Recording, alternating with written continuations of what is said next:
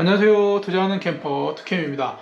오늘은 부동산 얘기 좀 해보겠습니다. 몇 가지 투자 관점 그리고 몇 가지 또 얘기해 볼 텐데요. 최근에 이제 규제 지역이 해제가 되고 하면서 이제 부동산에 대해서 문의를 많이 해오십니다. 그런데 이제 몇 가지 좀 답을 정확하게 명확하게 못 들으는 이유는 저도 신이 아니고 그분들이 어떻게 생각하는지 모르기 때문에 제가 답은 못 드리고요. 개인적으로 이렇게 하나하나씩 어쨌든 뭐 이렇게 저희 흐름을 그냥 이렇게 같이 얘기를 해 드리고 싶어서 한번 이렇게 말씀을 드려봅니다. 최근에는 이제 급매물이 나오면서 급매물에 대한 관심이 많습니다. 그리고 실제로 거래도 이루어지고요. 그래서 몇 가지 말씀드리겠습니다. 일단 월세 수입의 관점에 봤을 때는 얼마가 적당한지 한번 생각해 볼게요. 지금 실제로 이제 그 돈을 만약에 가지고 있다면 은행에 넣었을 때 정기예금이죠.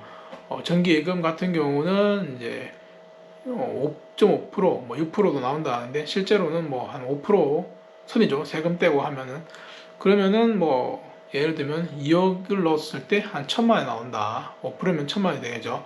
그 세금 떼고 1,000만 원 나온다 생각했을 때 만약에 이런 월세가 나온다면은 그 수준 이상이 된다면은 그 집은 어느 정도 좀 안정하지 않나. 그 대신 이제 그 전에 뭐 좀 상승을 했다가 떨어진 집이겠죠. 제가 말하는 건 꼭 2억이 아니라 뭐 3억이 될 수도 있고 4억이 될 수도 있고 5억이 되고 있겠죠.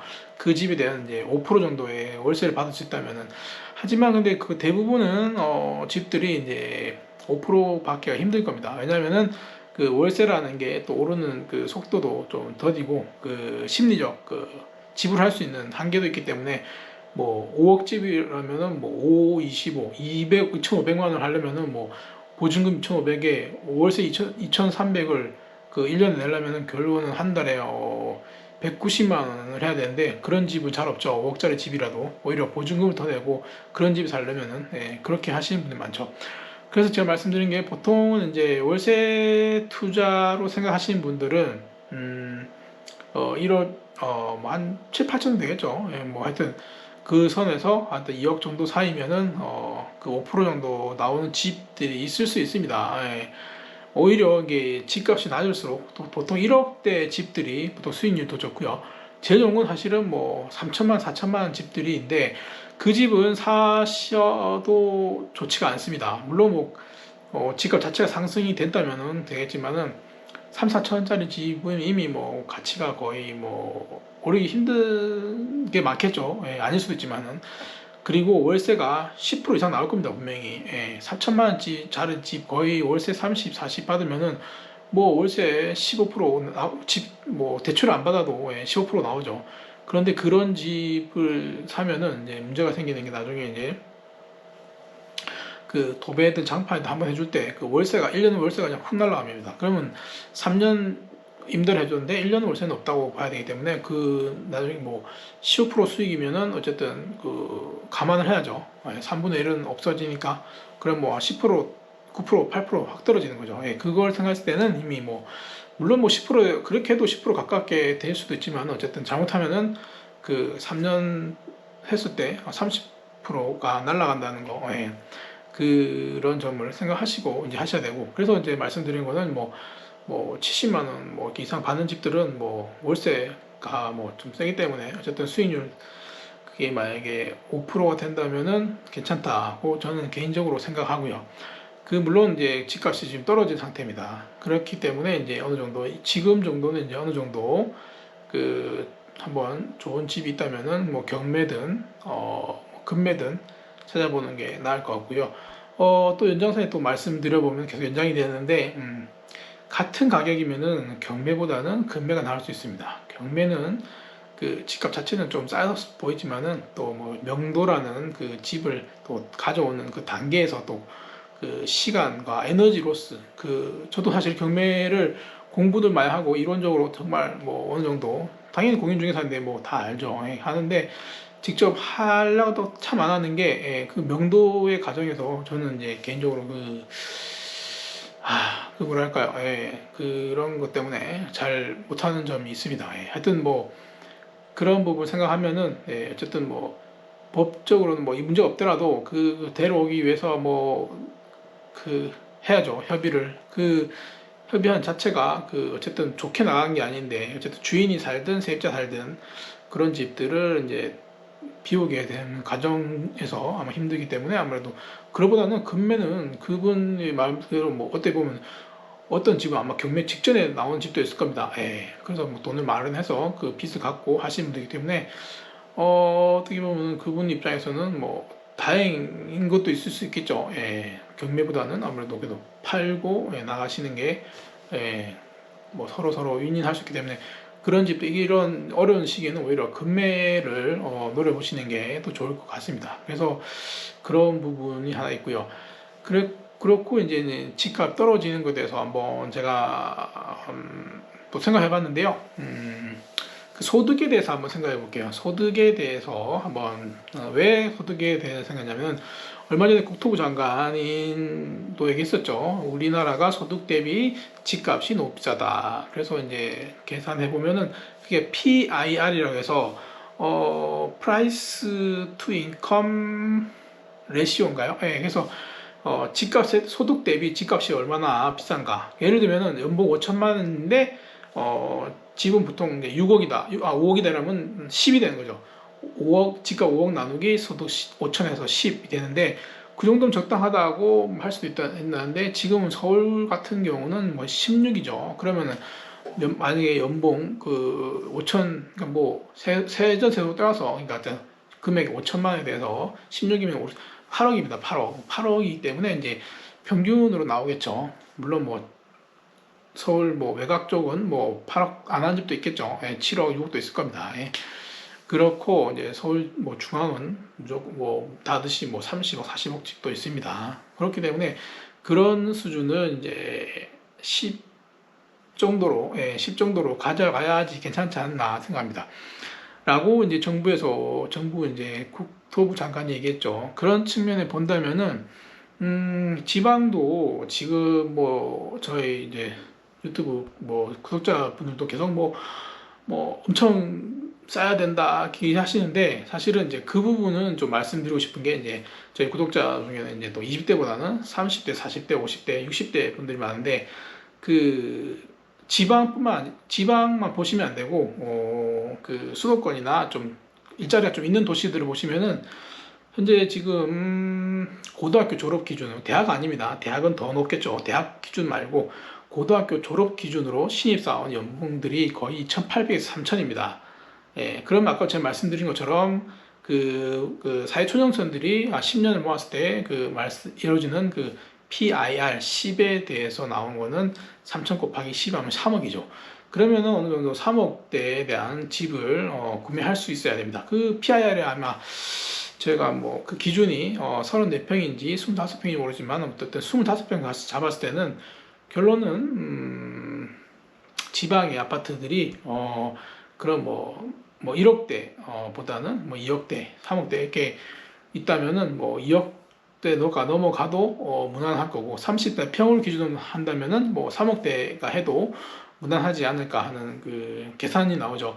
왜냐하면은 이제 전 정권에서부터 이제 올라온 소득이 이제 7천 원 하던 최저임금이 지금 10,000원대에 가까이 있습니다. 그럼 실제로 아르바이트, 그러니까 파트타임 같은 경우는 이 수도권 같은 경우는 9,000원대면 사람이 안 구해집니다. 안 구해줘. 예, 10,000원도 안 구해주고 11,000원 정도 구해집니다. 10,000원 잡고 예, 뭐 보수적으로 잡을게요. 그래서 7,000원 하던 최저임금에서 10,000원이면은 7, 5, 35, 40% 거의 47, 28 거의 40%가 임금이 3, 4년 동안 4년 동안 올랐죠. 5년 동안 올랐다 맞나요? 네. 그 전 정권이 5년이니까 5년 동안 올랐다 치면은 40% 올랐으니까 그 5년 전에 집값에 대해서 죄송하면 그때가 집이 만약에 뭐 3억이었다. 뭐 그러면은 40% 올랐으면 3, 42, 4억대가 돼야 그 소득 대비 그게 맞는 거고요. 그 2억이었다 집이 2, 4, 8이니까 한 3억 가까이 가야지 맞는 게 됩니다.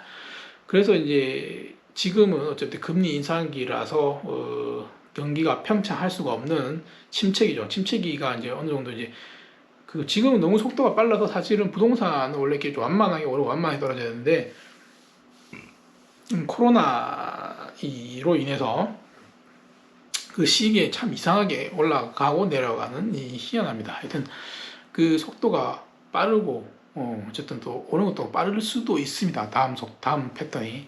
그렇기 때문에 이제 지금부터라도 이제 그 절대 가격에서 자기가 생각하고 있는 그 20%, 30% 만약 가격이 도달했다면은 제 개인적으로는 어느 정도 이제 그 리스크를 어느 정도 그 빠졌다 생각하면은 한번 투자나 해보는 것도 괜찮지 않을까 생각하는 개인적인 생각입니다.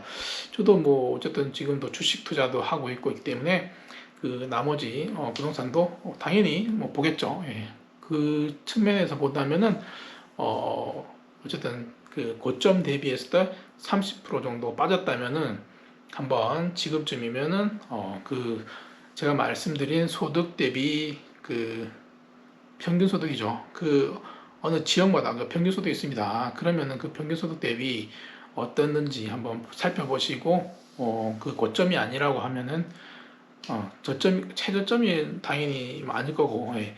그 고점이 대비 많이 얼마나 빠졌는지 한번 보시고 예, 한번 투자할지. 그리고 특히나 실거주가 하실 분들은 어쨌든 지금 뭐라고 좀 말씀 못 드리겠습니다. 그 실거주를 그 원하시면서 내 집이 없으신 분들의 이제 하나 다 똑같은 이제 마음은 이제 그 떨어질 때는 또 못 사고 오르기 시작하면 또 못 삽니다. 그러니까 그 떨어지고 그 올라가는 타이밍에서도 못 삽니다. 예.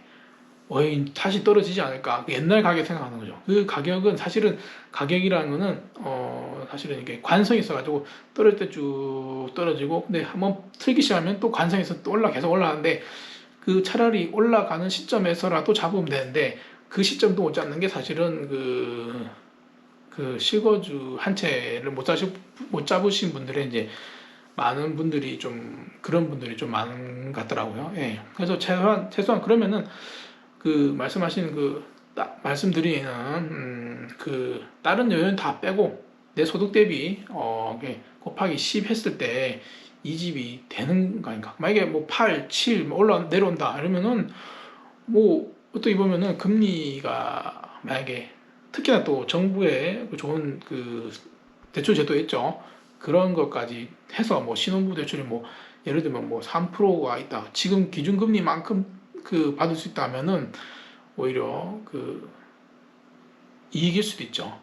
그래서 지금 뭐 너무 내용 길어지는데 지금 뭐 오히려 그 5년 고정, 4년 고정, 뭐 3년 고정이든 뭐 이렇게 이상 고정 금리로 한 사람들은 사실은 뭐 타격이 없습니다. 사실은 저도 마찬가지고 저는 이제 왜냐면 고정 금리 좀 좋아하는 성격이라서 웬만하면 좀 하면은 그 2%대, 3%대 할 때 다 고정으로 해놨습니다. 지금 뭐 저희 그래서 저는 아직 3%대 이자를 내면서 있기 때문에 사실은 뭐 금리에 대한 타격은 별로 없지만은 뭐 앞으로는 뭐 5년 지나면은 뭐 타격이 오겠죠.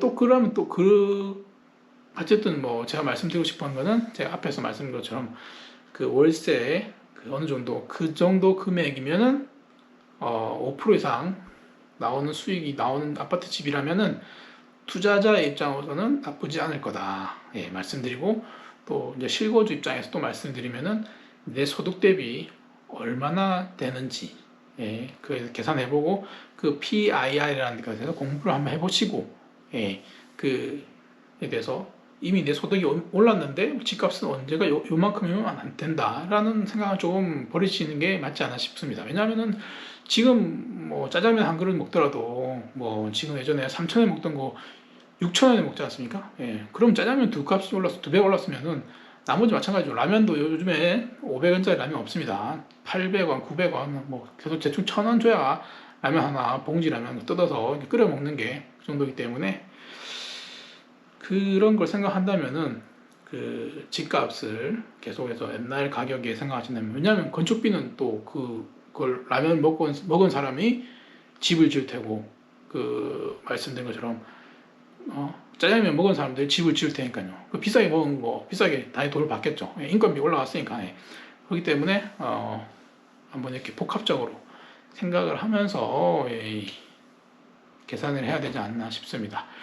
그래서 뭐 집값이 영원히 떨어질 수는 없을 거고요. 지금 이제 1년 거의 이제는 이제 속도가 너무 가팔라서 좀 당황스러우신 분도 있을 텐데, 물론 현금을 넣어놓으면은 은행이 아까 말씀드린 것처럼 2억을 넣어놓으면은 1,000만 원 나옵니다. 근데 그 2억을 한 군데 넣어놓으면 안 되는 거 아시죠? 예, 예금자 보호법 5천만 원 그거 지키시고, 그래서 이제 이자 포함해서 하기 때문에 한 4,500 정도짜리 예금을 넣어야 되겠죠. 정확하게 뭐 4,700 정도 되겠죠. 뭐 이 정도 되는데, 하여튼 뭐 그 이상 내면은 저축은행들은 이제 부도가 나면은 예금자 보호를 못 받습니다. 예, 그런 점도 감안하시고, 어쨌든 부동산 투자를 할지 주식 투자를 할지 아니면은 또 그 다른 투자를 할 수도 있는 거고 해서, 뭐 이런저런 방법은 많은데 제가 생각하는 거를 좀 말씀을 드렸으니까 한번 참고하시고 앞으로 살아가시는데 도움 되시라고 개인적인 의견을 좀 정리해 드렸습니다. 이상 여기까지 투자하는 캠퍼 득캠이었습니다. 감사합니다.